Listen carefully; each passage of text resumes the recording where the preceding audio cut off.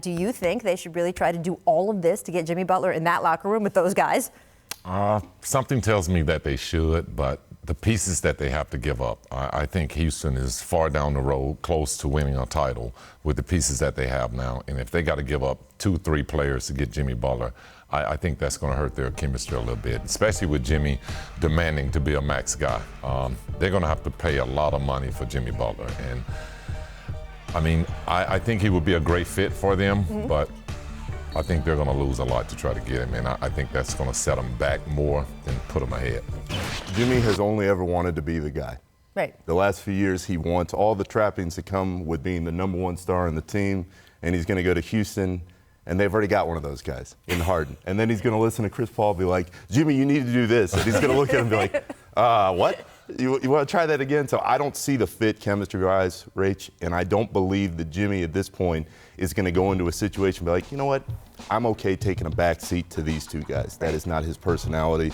All three of us know him really well, and I don't see him wanting to get into a situation where he's going to have to kind of start over on a different team and find his way in the culture and framework of that organization. I mean, to me, Jimmy Butler and Chris Paul are actually very alike, which doesn't always work, in that they both have very strong ideas of what they think is the right way to do things. They're both very smart about the X's and O's of basketball. They see the floor a certain way, and when people aren't doing what they want them to be doing, they get angry because they feel like, no, there's a right way to do this. You go here, then you do this. And with Jimmy, it's often, then give me the ball and go I'll here. take care of everything else. I'll take care of it. That's hard for two guys on a team to both feel that way, right? And I think Jimmy's been put in some odd situations. You know, you look back at 100%. Chicago, he was pushed to the forefront. Yep. You know, he wasn't a star yet, but he was made a star before he was born as a star. And then he went to Minnesota and kind of faced the same sort of situation, but he was carrying a lot of the weight. That was a young team. He was able to carry it. He was able to close out games for them. But I really don't think Jimmy wants that role, even though he's accepted it a few years. I think he'll be better off playing behind a superstar instead of him trying to be the star. Yeah, because he's an all-star, but last year he wasn't an all-star, so he's not really a proven star in today's game. Right. I mean, it's harder with the playing half in the West and half in the East, right, with the All-Star game.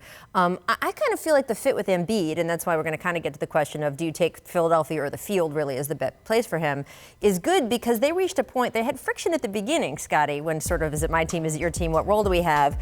I felt like they reached a point in the season where it was sort of like, okay, Joel is going to be for the bulk of the game the guy.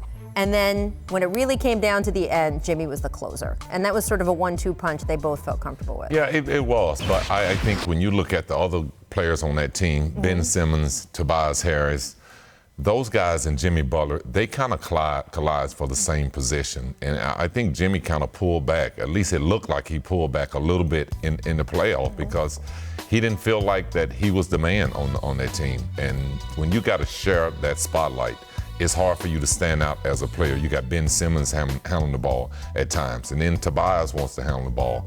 That throws Jimmy off. Jimmy wants to be the man at times, and when you're sharing that, it's hard for you to see who the leader of the team is. And from a basketball perspective, at least in Houston, Jimmy's best when he has the ball and he's creating. Right. They've got that guy. Oh, they do. It's duplication. So where is the best fit for Jimmy? We'll see. I do like Philadelphia because I do think that he and Embiid worked out this kind of yin and yang throughout a game and kind of knowing when each one is going to step up. And frankly, we saw in the playoffs, they did not trust Ben Simmons to have the ball in his hand. They basically threw Ben Simmons in the post and said, no, Jimmy's going to close. Ben, you kind of do things down here. I think it all worked. I mean, I do wonder what they are going to do with Tobias Harris. I do think when Tobias Harris came over in that trade, he kind of greased a lot of the wheels around Philadelphia. He kind of loosened and opened up the space for these guys. They were crashing into each other a lot, and that's when Embiid and Jimmy were having problems, right, at the beginning. And then Tobias comes and he opens up the floor a little bit, and suddenly everybody's kind of working better together. I like what they have. I don't know if they're going to keep all these guys in free agency. I don't know how much money you offer Tobias Harris or what you think of him. Yeah, I think it all depends on whether or not Jimmy Butler is a max player at the end of the day. You know, he's going to make a lot of money, but has he reached that max level yet? I mean, considering the mileage on him in what, 7 years or 8 years of a Tibbs offense, either in a lot of Tibbs minutes, either in Chicago or Minnesota, does he need to get should he be thinking, if Philadelphia offers, I should just take that 5 year because I need that security? Absolutely, and that's the issue I think people are forgetting here.